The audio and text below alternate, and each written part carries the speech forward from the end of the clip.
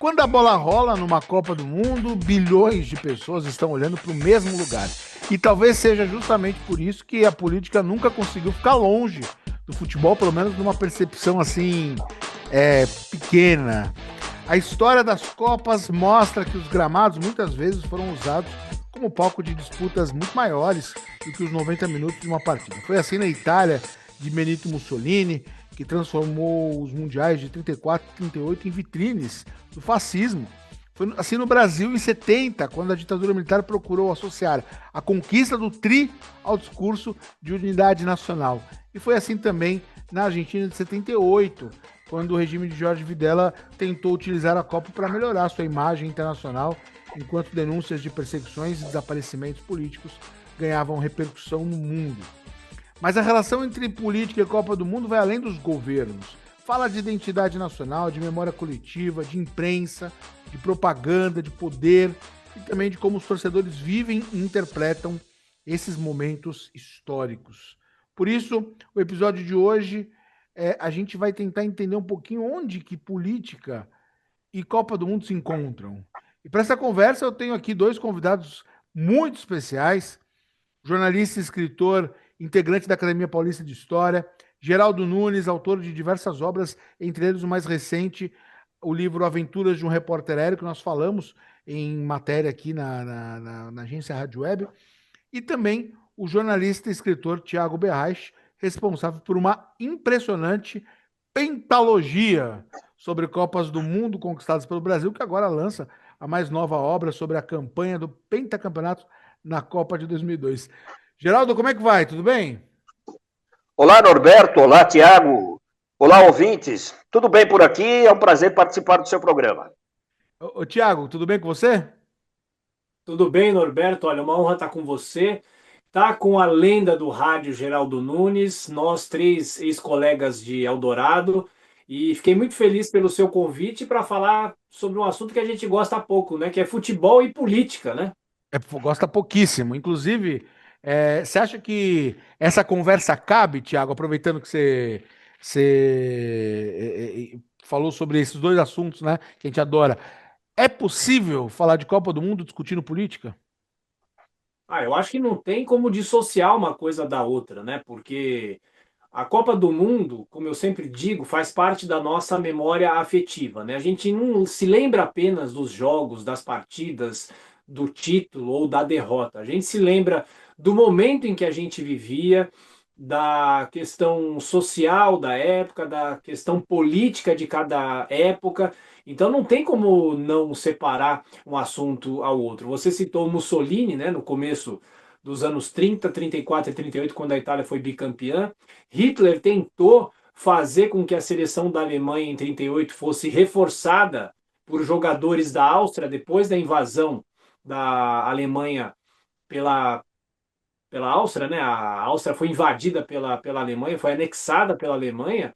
Só que a Alemanha se deu mal na Copa de 38. E só para fechar essa minha primeira resposta aqui, porque eu quero ouvir é o Geraldo Nunes, em 1958, Paulo Machado de Carvalho, que era o chefe da delegação brasileira, conversou com o presidente da República, Juscelino Kubitschek, numa reunião reservada, e o Juscelino pediu para que a seleção desse prioridade para derrotar a União Soviética. Foi o terceiro jogo da seleção brasileira naquela Copa, porque o mundo vivia o pós-Segunda Guerra, a cortina de ferro e tudo mais, e tinha muita mitologia em cima do comunismo, dos russos e tudo mais, né? Então a política não tem como ser dissociada do futebol, meu caro Norberto. Geraldo, você também já, nas nossas conversas que nós temos, assim, várias, já me citou tantas histórias, né, que muita coisa eu aprendi, eu soube pelo Geraldo Nunes. Você acha que cabe essa conversa? Falar de futebol, falar de política no futebol? A política está presente em todos os setores e no futebol também. E o Tiago deu vários exemplos aí da interferência da política no futebol e também esse é mais um motivo para que nós possamos dizer que política se discute também no futebol. E, Geraldo, aproveitando aqui a esse início, eu estava assistindo, como eu falei aqui, falei outro dia também, A Netflix lançou a série da Copa de 70. E essa Copa foi muito emblemática para o Brasil, né? E a preparação, quem comandou a seleção brasileira foi o Zagallo, né? Já era técnico em 70. E só que quem fez a preparação toda foi o João Saldanha, que era um jornalista, era um cronista, né? E ele, segundo a série, segundo a história nos conta, e você vai falar um pouco mais sobre isso, ele foi demitido por uma questão exclusivamente política, né, Geraldo? Eu queria que você falasse sobre isso. Olha, antes de mais nada, eu preciso contar para vocês que a Copa de 1970 é a Copa da minha vida. Eu tive a honra de prefaciar o livro do Tiago Berrache sobre a Copa de 1970, porque a minha casa se tornou um estádio de futebol. 1970 era um ano em que o Brasil tinha, na maioria das casas, televisões, aparelhos de TV em preto e branco. E se identificava a casa onde havia um aparelho de televisão pela antena, porque o morador precisava colocar uma antena no telhado e então quem passasse na rua via que naquela casa tinha um aparelho de TV. E eu residia num bairro fabril, Ipiranga, e nem todos tinham televisão em casa. E na estreia do Brasil, na Copa do Mundo, exatamente em 3 de junho, foi uma partida diante da Tchecoslováquia. Aquele dia dispensaram a garotada mais cedo da escola. Eu tinha 12 anos nessa época. Tinha acabado de completar 12 anos. E dispensaram as crianças mais cedo. Eu falei, mas por que estão mandando embora mais cedo hoje? É que vai ter jogo da Copa. Eu sabia da preparação da seleção, mas eu era garoto, né? Não sabia de todo esse interesse da população. Cheguei na minha casa, estava lá meu pai, meu avô, olha, todo mundo aqui, vai ter jogo de Copa. E aí a vizinhança começou a chegar, pedindo, posso assistir o jogo aqui? Meu pai, claro, né? Aí colocou cadeiras ali, o pessoal trazia a cadeira da casa e virou um estádio. Foi uma alegria aquilo, né? 4-1, imaginem. 4-1, o Brasil ganhando a primeira partida da Tchecoslováquia. Mas você me perguntava da preparação. O Thiago sabe bem dessa história. O Brasil fracassou em 1966, porque o Dr. Paulo Machado de Carvalho ele não quis organizar a seleção para a Copa de 66, havia toda uma preparação de sucesso em 58 e 62, mas o Dr. Paulo Machado de Carvalho não quis ir em 66 e coube ao pessoal da antiga CBD, hoje CBF, organizar. E fizeram uma bagunça danada, foi tudo muito ruim, muito desorganizado, e o Brasil fracassou em 66. E os cronistas do Rio de Janeiro acusavam o técnico Vicente Feola de ser o culpado do fracasso em 66, e a crônica de São Paulo rebatia, dizendo que era desorganização por parte da CBD. E não se chegava a um consenso. O João Saldanha, ele já havia sido técnico do Botafogo. Mas, ele era cronista esportivo. O principal trabalho dele era ser comentarista de futebol, pela Rádio Globo do Rio de Janeiro, se não me engano. Mas todo mundo via o João Saldanha. E o João Saldanha, um sujeito muito alegre, ele se dá bem, tanto com os jornalistas de São Paulo quanto do Rio de Janeiro. Então, quando indicaram o nome do João Saldanha, foi mais para um nome de consenso. E o pessoal de São Paulo aceitou o João Saldanha, e o Rio de Janeiro também, porque todos conheciam o Saldanha. O que não se levava muito em consideração, até por uma ingenuidade política da época, acredito eu, o João Saldanha tinha ligações do passado com o Partido Comunista. E aí, justamente numa época de regime militar, aparece um técnico comunista comandando a seleção brasileira. Imagine. De todo modo, o Brasil foi muito bem nas eliminatórias e chamavam o time de As Feras do Saldanha. Houve até uma música gravada pelo conjunto Titulares do Ritmo, que a música dizia mais ou menos assim: são as feras do Saldanha bailando e a galera dizendo olé, olé. Então, foi uma maravilha. E o Brasil se classificou para a Copa do Mundo, teve uma partida dificílima diante do Paraguai. O Thiago pode explicar melhor tudo isso, mas havia também muita polêmica. E o presidente Médici, da época, o general Médici, ele começou a dar uns palpites, uns pitacos na seleção. Ele gostava de futebol. Ele frequentava os estádios, e ia nos jogos, e aí os alto-falantes anunciavam a presença do presidente da República, Emílio Garrastazu Médici, e o público aplaudia. E aí ele começou a sugerir o nome de um jogador, o Dario, do Atlético Mineiro. O Dario vivia uma boa fase, fazia muitos gols, mas não era um jogador de muita técnica. Era um jogador esforçado, um sujeito muito bem-humorado. O Dario está aí até hoje, pode contar muitas histórias. Enfim, o presidente Médici começou a sugerir o nome do Dario, mas como forma de provocar o João Saldanha. E o João Saldanha, para rebater, disse o seguinte: quem manda no Brasil é o presidente da República, mas quem manda na seleção sou eu. Mais ou menos assim a frase. E aí serviu de motivo: como é que ele manda na seleção? Ele não manda em nada, não sei o quê. Houve toda uma polêmica e o João Saldanha foi demitido.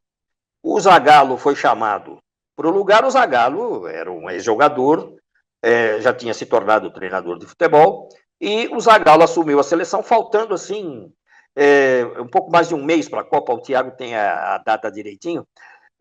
Enfim, o Zagallo assumiu o comando da seleção e convocou o Dario, a pedido do presidente Médici. E interessante que o Pelé era camisa 10 e o Dario camisa 20. Só que o Dario não chegou a entrar em campo durante a Copa do Mundo, mas ele tinha uma camisa e coisa e tal. E é um fato muito interessante esse. E aí eu passo a palavra para vocês, porque o programa precisa continuar, né, Norberto? Claro, Thiago, e depois o governo, na época, ele tentou atribuir o tricampeonato aos seus méritos, né?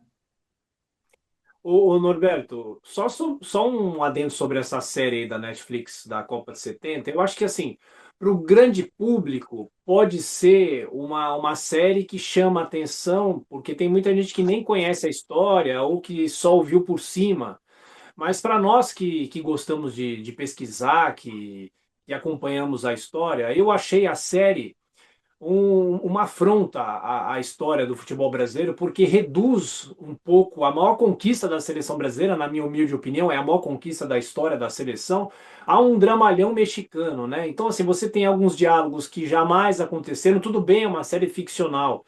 E os filhos dos ex-jogadores, dos jogadores do Tri, como por exemplo a Patrícia Venerando, que é a filha do Félix, ela está revoltada com a forma como a série contou o Félix, dizendo que ele era um medroso e tudo mais. Então, assim, a gente tem muita reação contra essa série, mas talvez para o grande público, né, para agradar o grande público, uma série ficcional pode chamar atenção. Agora, sem dúvida nenhuma, a conquista do tricampeonato foi muito utilizada pelos militares como uma propaganda política, né? Diziam que o Brasil Grande, lá de 1970, tinha três obras, né? A Ponte Rio-Niterói, a Transamazônica e o Tricampeonato Mundial de Futebol, porque foi algo explorado à exaustão pelos militares, né? E o Geraldo, com toda a propriedade, conta essa história envolvendo o João Saldanha, que é uma figura ímpar na história do futebol brasileiro.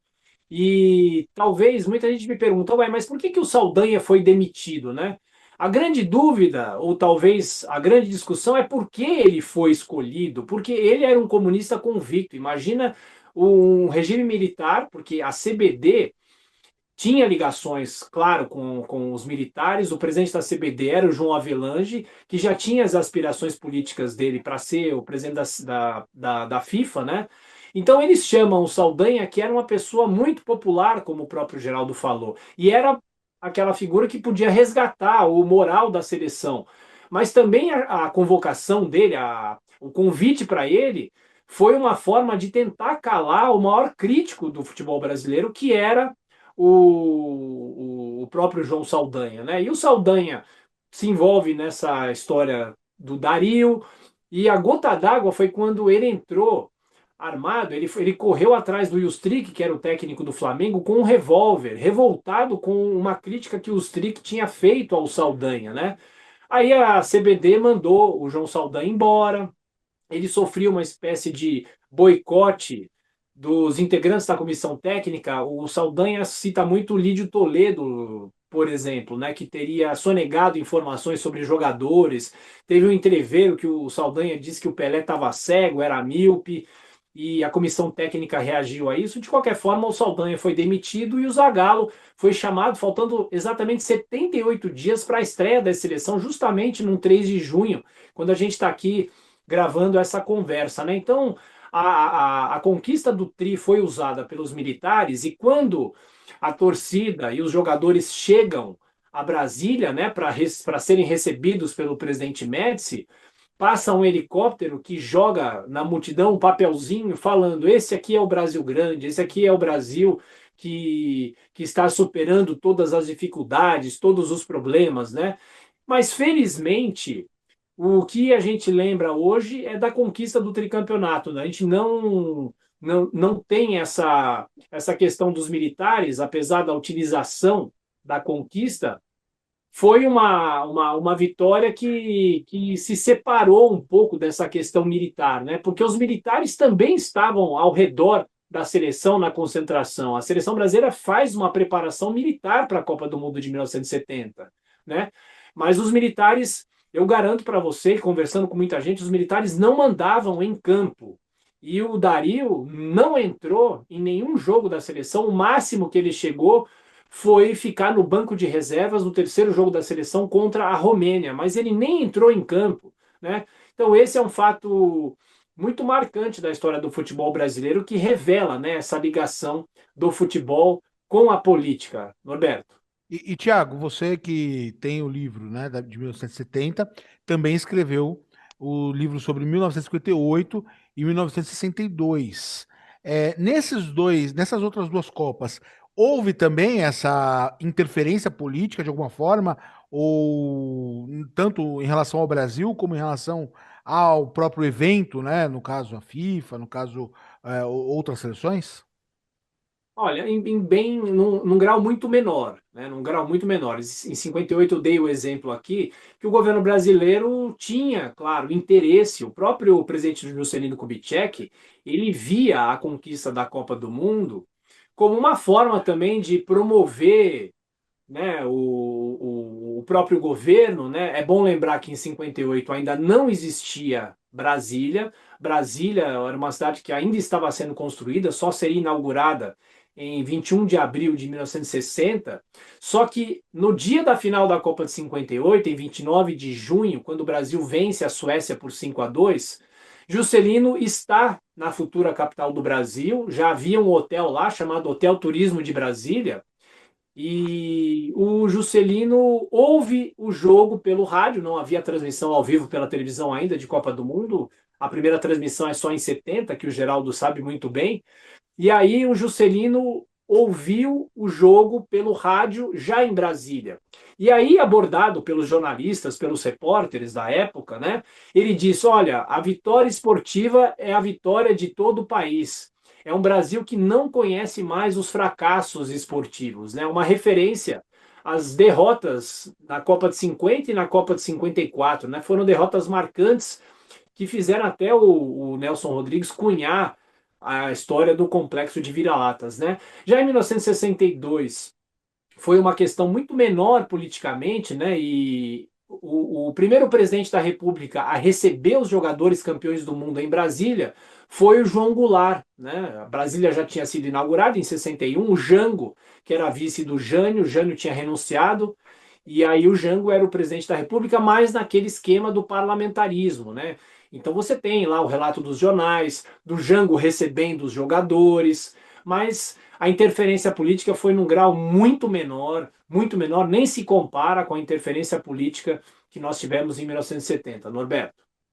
Então, Geraldo, só uma coisa aqui, viu? Tem 9 minutos, vai desligar. Aí, se cair, eu vou mandar um outro convite, tá bom? Geraldo, uma das situações mais marcantes no período da ditadura brasileira foi a censura.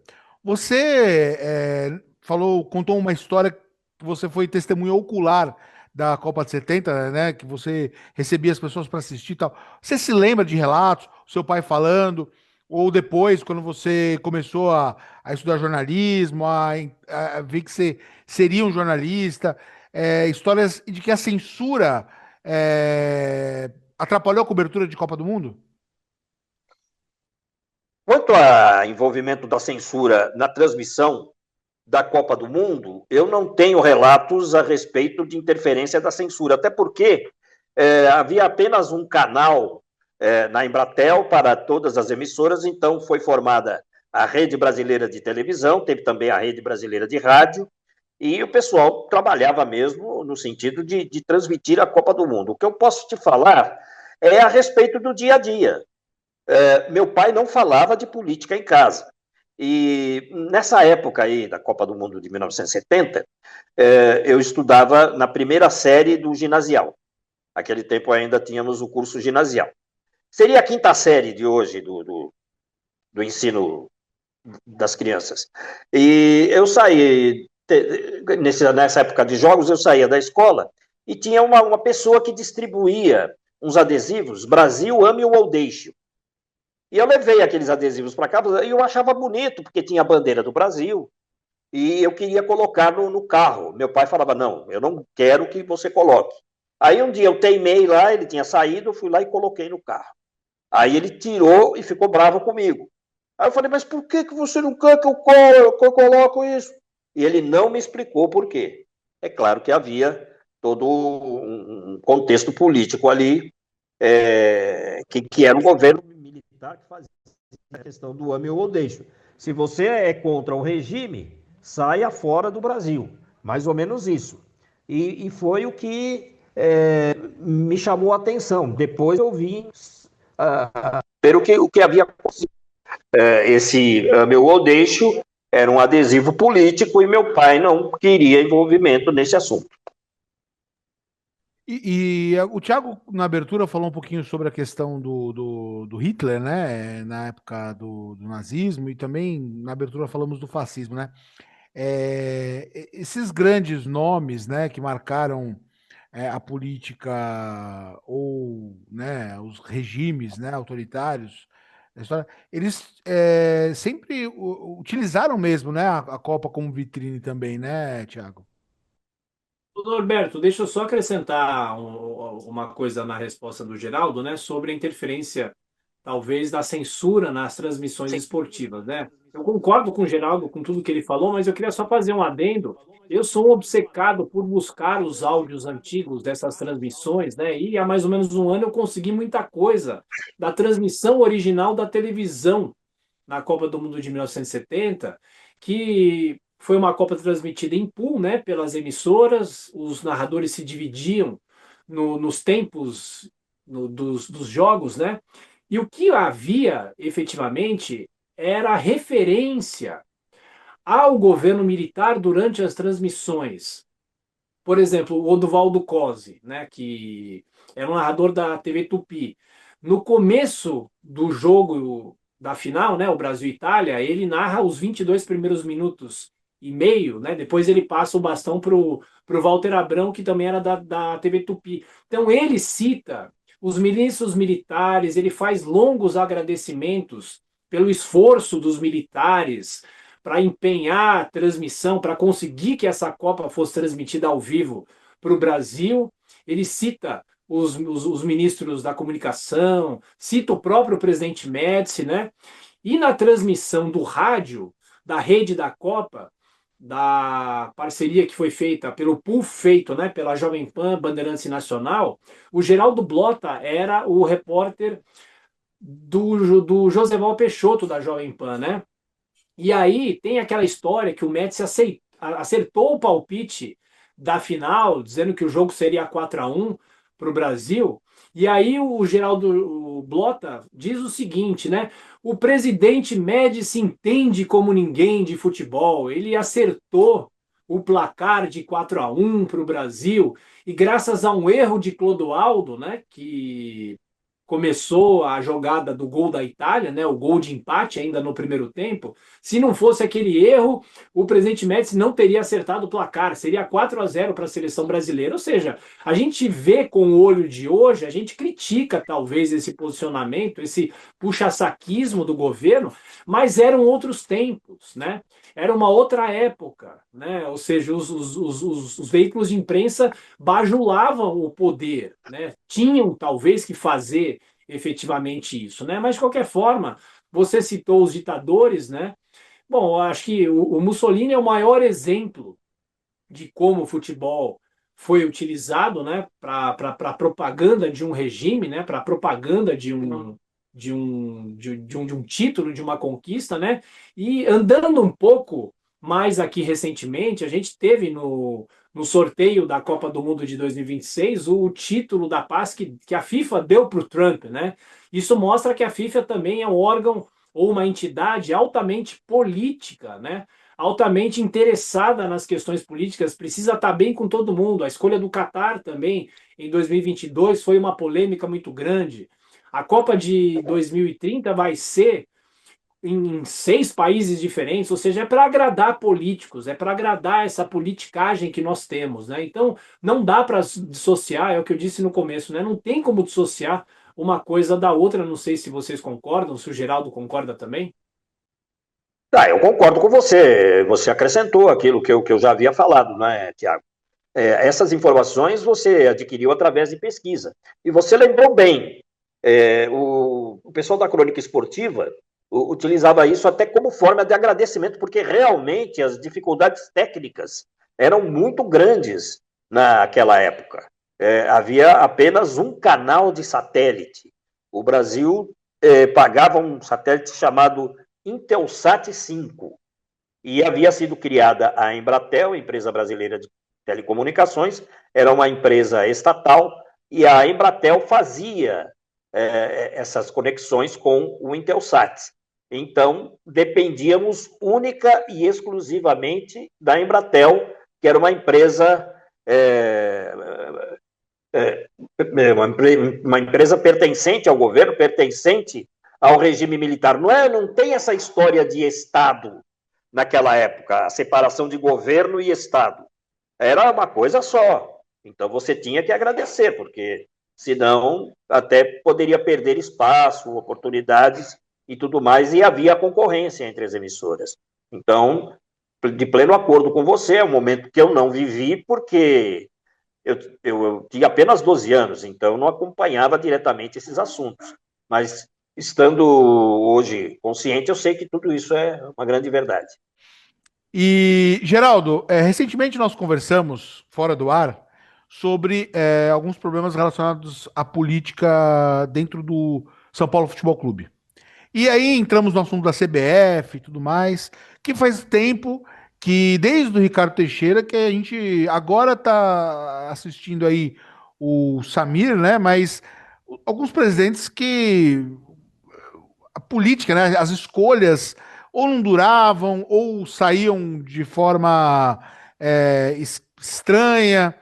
O que acontece dentro da política esportiva, né? Tanto dos clubes como das seleções, no caso da CBF principalmente, que não passa assim, ainda aquela confiança como gestora e que rege o futebol brasileiro? Olha, Norberto, eu vou tentar responder de uma maneira bem rápida, porque o assunto é muito amplo. Mas a Confederação Brasileira de Futebol, ela acumula, ao longo dos anos, uma severa crise de credibilidade por causa dessas décadas e décadas de envolvimento dos dirigentes em escândalos de corrupção. Além desse problema da corrupção no futebol, o calendário esportivo no Brasil ele é muito desorganizado. Culpa, em parte, das federações estaduais e dos próprios clubes de futebol, que vivem também envolvidos em crise. Você citou aí o São Paulo Futebol Clube, é apenas um exemplo. Agora, recentemente, o Corinthians expulsou 3 ex-presidentes, mas tudo isso é por política interna dentro dos clubes, que envolve também corrupção. E, da mesma forma, as federações estaduais, elas que elegem o presidente da CBF. E depois de eleito, ele acaba priorizando o poder das federações por um lado ou para o outro. Por exemplo, o Samir Chaud, ele é o atual presidente da CBF, mas ele é de Roraima. Ele foi eleito em maio de 2025, mas ele é de Roraima. Roraima não é um estado forte no futebol. Aí, o que acontece? Ele se elegeu porque ele teve apoio de outras federações, tipo Rio, São Paulo, Minas, Rio Grande do Sul. Foi eleito para substituir o presidente anterior, o Edinaldo Rodrigues, que teve também uma gestão marcada por disputas judiciais, denúncias de corrupção, que resultaram no afastamento dele, e ele entrou no lugar do Caboclo, que saiu também sob acusação de assédio moral e sexual a uma funcionária. Então, percebam a situação, a falta de transparência dentro dessas federações, da própria CBF, dos clubes. Este é o fator principal, ao meu ver, que leva aos maus resultados da seleção brasileira ao longo dos últimos anos. Só joga na seleção aquele atleta que se afasta desse ambiente. Então, nós temos, na maioria, jogadores que estão na Europa, e isso acaba fazendo com que se perca o interesse pela seleção por parte dos torcedores que estão aqui no Brasil.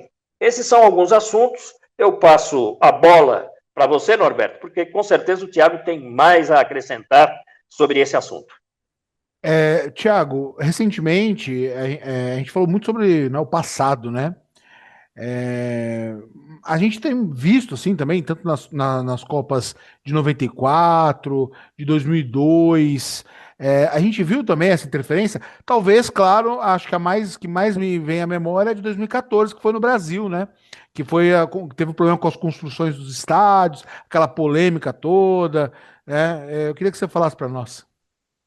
Olha, ô Norberto, eu queria citar para você aqui, a gente diz, né, que essa história das questões políticas de futebol não é uma história nova, né? Em 2002, veja só, 2002, a última conquista da seleção brasileira. A seleção vai para 24 anos e 5 Copas na fila, né? Em 2002, e eu tô com essa história fresca na cabeça, né? Porque o meu livro de 2002 está para sair aí. Eu não sei se você se lembra, quando o Brasil perde a final da Copa de 98, o Congresso Nacional instala duas CPIs, a CPI da Nike e a CPI do futebol, para investigar justamente as falcatruas no futebol. E eu lembro que tem um livro, inclusive eu tenho aqui na minha biblioteca, do Silvio Torres e do Aldo Rebelo, que eles esquadriam o trabalho que essas CPIs fizeram, justamente investigando repasses irregulares da CBF para as federações. Então, aquele momento, entre 98 e 2002, é um momento muito complicado politicamente, né? A gente falava agora há pouco sobre a história do Médici e o Dario. Guardadas as devidas proporções, nesse período acontece uma coisa parecida, porque o presidente, então presidente Fernando Henrique Cardoso, cobra publicamente a convocação do Romário para a Copa de 2002, né? E aí isso provocou uma crise muito grande, porque os jogadores não gostaram, o Filipão não gostou dessa interferência do presidente, e inclusive o Fernando Henrique Cardoso, nessa época, editou uma medida provisória, a medida de moralização do futebol. E aí, a cúpula da CBF, o Ricardo Teixeira era o presidente da CBF ainda, o Ricardo Teixeira não gostou dessa interferência presidencial no futebol. E aí, quando os jogadores conquistaram o Penta, lá na Ásia, tinha todo o ritual, né, de passar por Brasília. Eles ameaçaram não passar por Brasília. Eles ameaçaram boicotar o governo brasileiro por causa de toda essa questão política. O Rivaldo, que é um jogador muito discreto, né?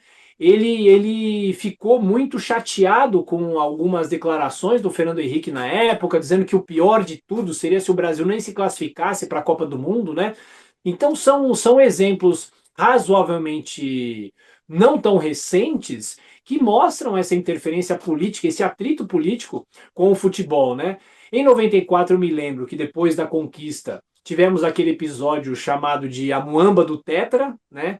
Que pessoas do próprio governo tentaram fazer com que os jogadores não pagassem os impostos, né? Ajudaram a não pagar os impostos, mas depois tudo foi acertado, né? E só para fechar, você fala de 2014. 2014 foi um momento muito conturbado. Até o Geraldo falou, né, dessa identificação do torcedor com a seleção brasileira.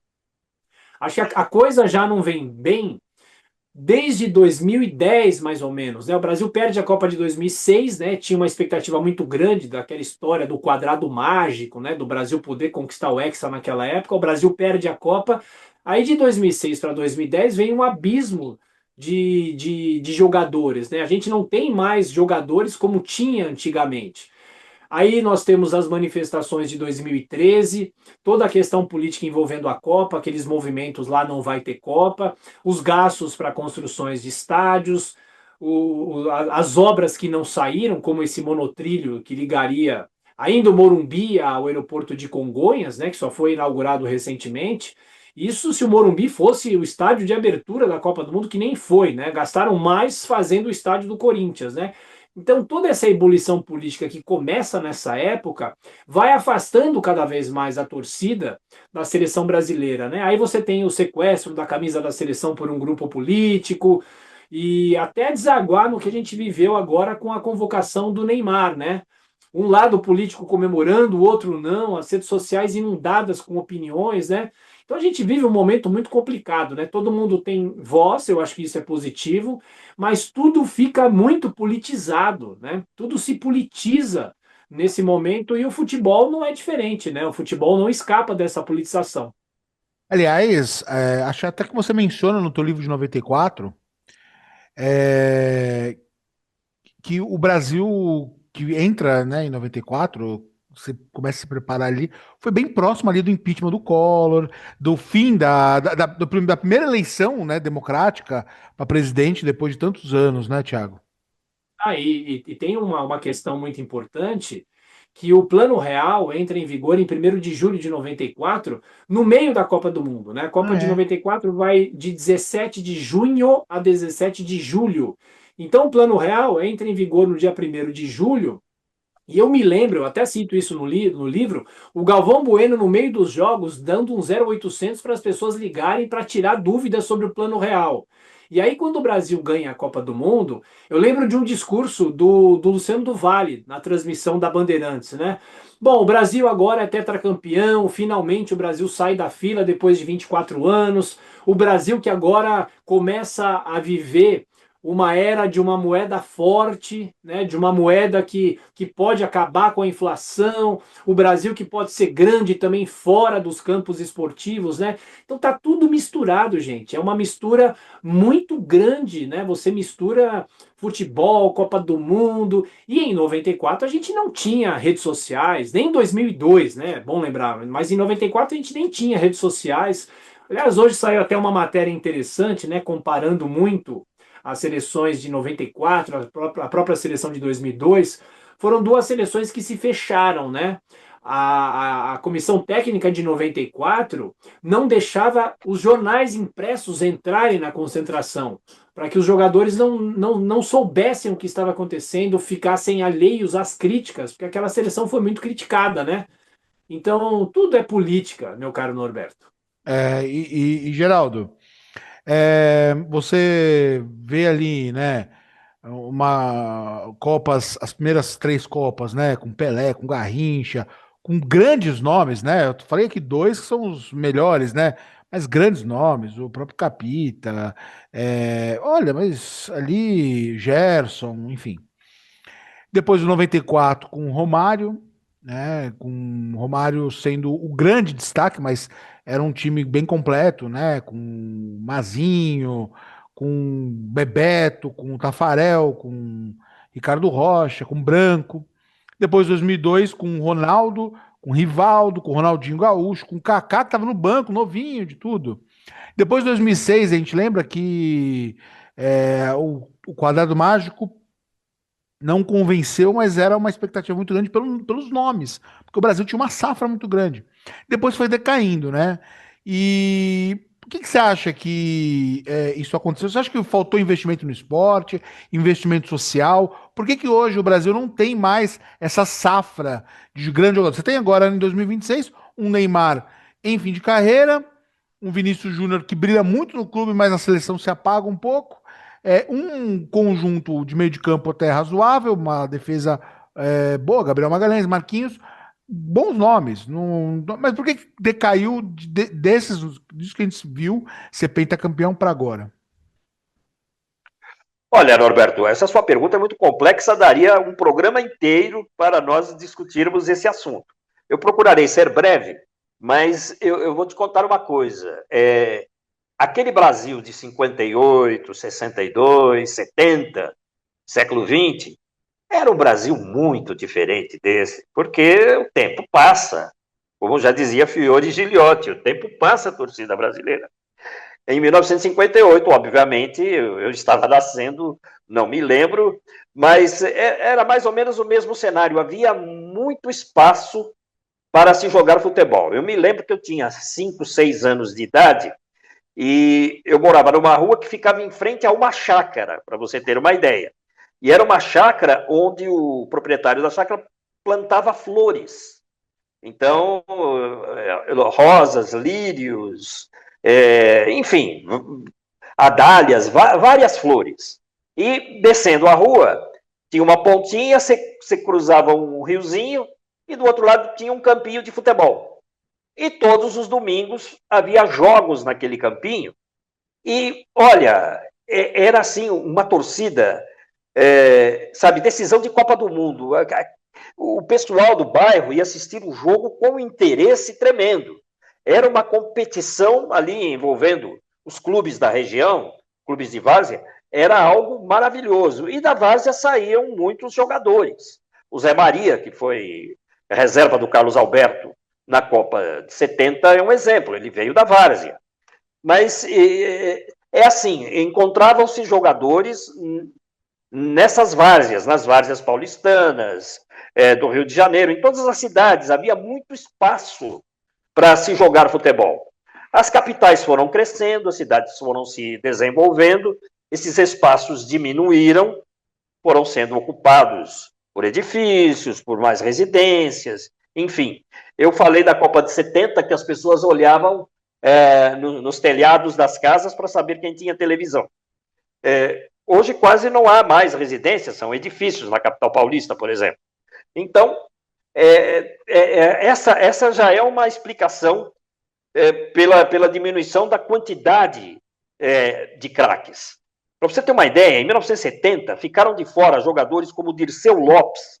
Esse jogador ele era do Cruzeiro, mas muito bom jogador. Ademir da Guia, muito bom, não foi para a Copa. Toninho Guerreiro, centroavante, jogou no Santos, jogou no São Paulo, mas um jogador de primeira linha. Se jogadores como esses estivessem em atividade no dia de hoje, certamente estariam em clubes europeus e fariam parte do elenco da Copa do Mundo. Mas tudo mudou.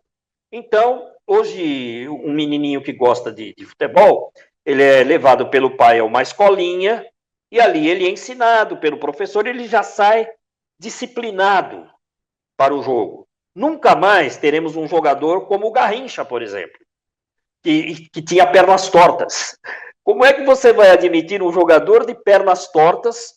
Por quê? Porque o Garrincha veio lá da várzea, da rua, e o Newton Santos contava o seguinte, que o dia que apareceu o Garrincha para treinar no Botafogo, ele era o lateral esquerdo titular do Botafogo. E ele viu o Garrincha, ele falou, mas esse cara aí com essas pernas tortas aí, esse cara não joga nada. A primeira bola que deram para o Garrincha, ele passou por baixo das pernas do Newton Santos. Ele falou, aí ele mudou de ideia. Esse jogador é fantástico. Isso não vai acontecer nunca mais, porque nas escolinhas já se começa ali, até o preconceito, né, atrapalha um pouco, mas enfim, são questões desse tipo, a situação é outra. Então, quem saiu perdendo foi o futebol brasileiro. Eu acredito muito na emancipação das seleções africanas, porque nesses países ainda há o futebol raiz, vamos dizer assim, para ser praticado. Ô, Thiago, o Geraldo falou logo no começo aí e voltou a falar que Copa de 70 foi a Copa da vida dele, né? E a sua? Olha, eu queria muito falar que a Copa de 70 também é a Copa da minha vida, mas infelizmente eu não era nascido, né? Eu nasci 6 anos depois da Copa do Mundo de 1970, mas eu, por causa desse meu trabalho de pesquisa, quando eu comecei lá com meus 13 anos, reuni, sei lá, vídeos de futebol, revistas, livros, né? Eu virei um obcecado por essa seleção de 1970 e por muito também que meu pai conta até hoje, né? Meu pai tem 85 anos, meu pai nasceu em 1940, desde que eu era muito pequeno, ele conta as histórias lá do Maracanazo e da Copa de 70, né? Mas a Copa da minha vida, né? Eu acho que é a Copa de 94, porque é a primeira vez que eu e 70 milhões de brasileiros vimos o Brasil ser campeão pela primeira vez. Tudo aquilo é muito marcante, né? E eu já tinha, na época, 17 para 18 anos, eu já sabia que eu queria ser jornalista, eu estava terminando o colégio, né? Estava no terceiro colegial na época, e para mim tudo aquilo é muito marcante, né? E a Copa vai, como eu disse para vocês, de 17 de julho, de junho a 17 de julho, né? Então, da metade para frente da Copa eu já estava de férias, né? Então eu ficava em casa gravando os jogos, vendo os programas esportivos até a madrugada, né?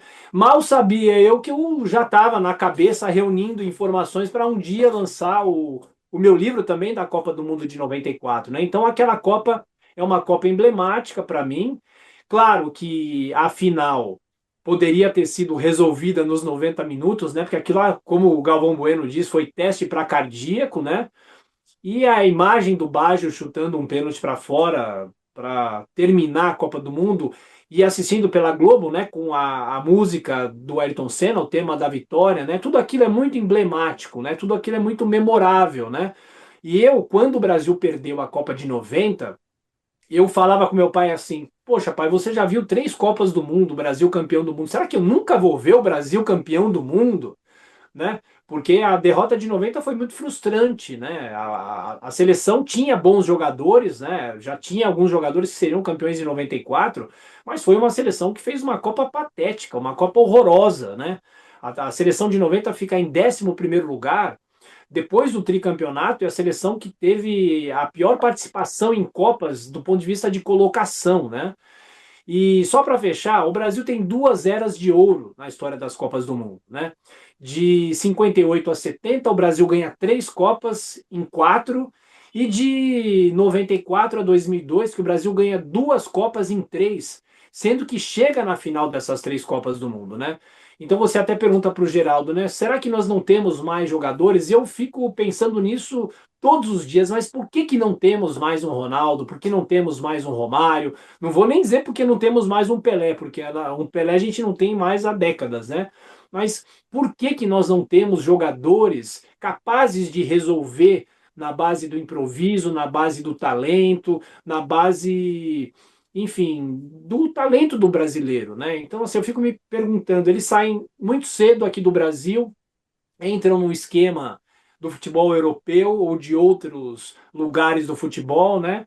Enfim, é muito triste. Se o Brasil não ganhar essa Copa aqui, o Norberto e Geraldo, a seleção brasileira nunca ficou 6 Copas seguidas sem ganhar, né? De 30 a 58, foram 6 Copas, foram 5 Copas sem ganhar, o Brasil ganha na sexta, né? Porque nós não tivemos as Copas de 42 e 46. E entre 70 e 94 também foram 5 Copas perdidas.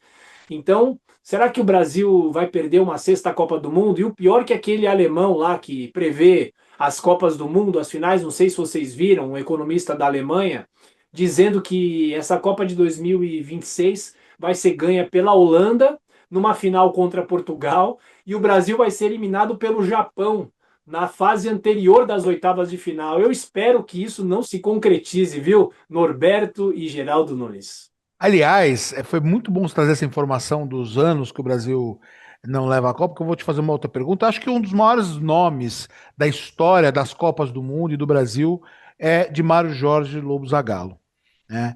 Que era um sujeito que ganhou tudo, que colocou a mão aí nas Copas como técnico. E não só isso, ele tem muitas particularidades. E o Zagallo era um homem muito supersticioso. e muitos falavam sobre o número 13. Mas a superstição dele não era só em relação ao número 13, né? Ele tinha outra superstição. Ele tinha outras, eu não sei, deve ter, estou aqui supondo. Por quê? O Brasil voltou a ganhar a Copa do Mundo depois de 24 anos. E agora tem essa Copa de 2020. Você acha que o Zagallo acreditaria nessa Copa agora aí? Olha, ele não só acreditaria nessa Copa, como ele acreditaria em todas as Copas que o Brasil participava, né? Eu lembro na final da Copa América de 2004, quando o Brasil foi campeão, foi 2-2, o Adriano fez aquele gol em cima da hora, e depois o Brasil ganhou dos pênaltis. O Zagallo falava assim, né? Brasil campeão tem 13 letras, Argentina vice também tem 13, né? Ele era um maluco, ele falava o nome dos patrocinadores da seleção e falava, olha, Coca-Cola e Umbro somando as letras, tudo dava 13, né? Agora, o Zagallo, ele é uma pessoa com muita ligação com a história da seleção. Primeiro que ele é até hoje o único tetracampeão da história, né? Ele foi campeão 2 vezes como jogador, 58 e 62, campeão como técnico em 70 e campeão como coordenador técnico do Parreira em 94. E ele, para mim, tem uma das imagens mais emblemáticas. E eu estava revendo esses dias, né? Para mim, um dos jogos mais emocionantes de todos que eu vi das Copas que eu assisti, não estou falando das Copas que eu vi depois, é o Brasil e Holanda da Copa de 98, a semifinal. Aquele jogo que foi em Marcela, né? Que foi 1-1 e que o Brasil ganha nos pênaltis, com 2 defesas fantásticas do Tafarel. O Zagallo passa aquela disputa por pênaltis com olhos marejados, né? Assim, a forma como ele se doava para a seleção brasileira, eu acho que nenhum outro jogador na história fazia o que ele fazia, né? Claro, o Pelé se doava muito, mas eu acho que a relação de um jogador com a seleção brasileira, eu acho que o Zagallo é imbatível. E aquela história, né, de fazer a contagem regressiva, né? Faltam 6, faltam 5, faltam 2, falta um jogo para conquistar a Copa do Mundo, né? Então, eu acho que o Zagallo é um homem emblemático, né? Muitas vezes injustiçado, considerado ultrapassado, né? Pela crônica da época, quando o Brasil ganha da Bolívia na final da Copa América de 97, que ele solta aquela frase, vocês vão ter que me engolir e tudo mais, né? E eu acho que essa fama de retranqueiro que ele teve tem muito a ver com a Copa de 74, né? Que aquela Copa é uma Copa que eu não entendo o que o Zagallo fez com aquela seleção. Tinha grandes nomes, mas ele montou muito mal aquela equipe. Acho que aí o Geraldo pode falar com mais propriedade do que todos nós, né? Que viu essa Copa ao vivo. E eu não tenho muito tempo, eu revi os 7 jogos daquela Copa de 74, né? Que o Brasil fica em quarto lugar. E olha, é um exercício de masoquismo, né? Porque o Brasil joga muito mal os 7 jogos. O único jogo, mais ou menos, foi contra a Argentina, que o Brasil vence por 2-1, né? Com gols do Riverinho e do Jairzinho, né? Mas aquela Copa de 74 que se depositava muito, né? Porque o Brasil tinha sido campeão em 1970, mas o Brasil foi da água para o vinho, do vinho para a água na Copa de 74, depois do tricampeonato em 70, Norberto. O Geraldo, ele me conta uma história muito interessante, que o Zagallo, quando casou, foi passar a lua de mel em São Paulo, né? O Zagallo, para você, teve a maior ligação com a seleção brasileira entre os nossos jogadores, Geraldo? Sim, ele teve uma ligação muito forte com a seleção brasileira. Hoje ele é uma pessoa muito querida, a história faz justiça com ele, mas o Zagallo não é só flores, tá? O Zagallo também tem o seu lado de espinhos. Eu vou contar. O Thiago começou a falar da Copa de 1974. Aconteceu o seguinte: aquela seleção de 1970, nos tempos do João Saldanha, ela apresentava alguns defeitos antes da Copa, porque o Saldanha escalava no ataque Pelé e Edu, uma dupla do Santos. O Edu, um excelente jogador, Jonas Eduardo Américo, tá vivo, tá aí até hoje, sabe contar histórias. Ele tem muita mágoa do Zagallo, porque o Zagallo o colocou na reserva e ele era comparado ao Pelé na qualidade do futebol, de tão bem que ele jogava. E ele foi para a seleção em 66, ele tinha 16 anos, mais jovem do que o Pelé, e ele foi para uma Copa do Mundo. Então, ele tinha esperanças de arrasar em 70. E não jogou. Acho que entrou contra a Romênia, um trecho da partida, o Thiago sabe melhor do que eu sobre isso. Mas, enfim, quando o Brasil ganhou a Copa de 70, o Zagallo mexeu no time, ele colocou o Rivellino na esquerda, tirou o Edu e colocou o Wilson Piazza na quarta zaga, porque o Clodoaldo ia para o ataque. Então, precisava ter um cabeça de área. Não era como hoje o futebol. A distância era maior, se marcava por zona.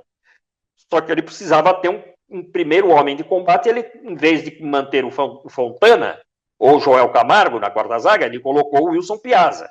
Então, o Piazza segurava a onda. E a seleção foi campeã. E o Zagallo ficou com um cartaz tremendo. Tanto que o Flamengo contratou o Zagallo para ser técnico depois da Copa. E o Zagallo tinha 2 empregos. Ele era técnico do Flamengo e técnico da seleção.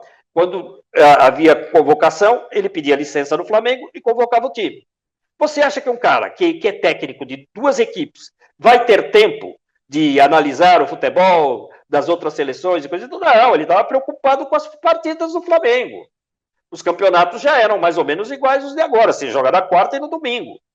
E aí, quando ele fazia a convocação, ele convocava os jogadores que ele via como adversários bons e coisa e tal, e fazia aquela média, né?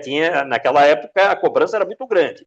Então você tinha que ter pelo menos um jogador dos 4 grandes do Rio, dos 4 de São Paulo, aí convocava um mineiro, um gaúcho e coisa e tal.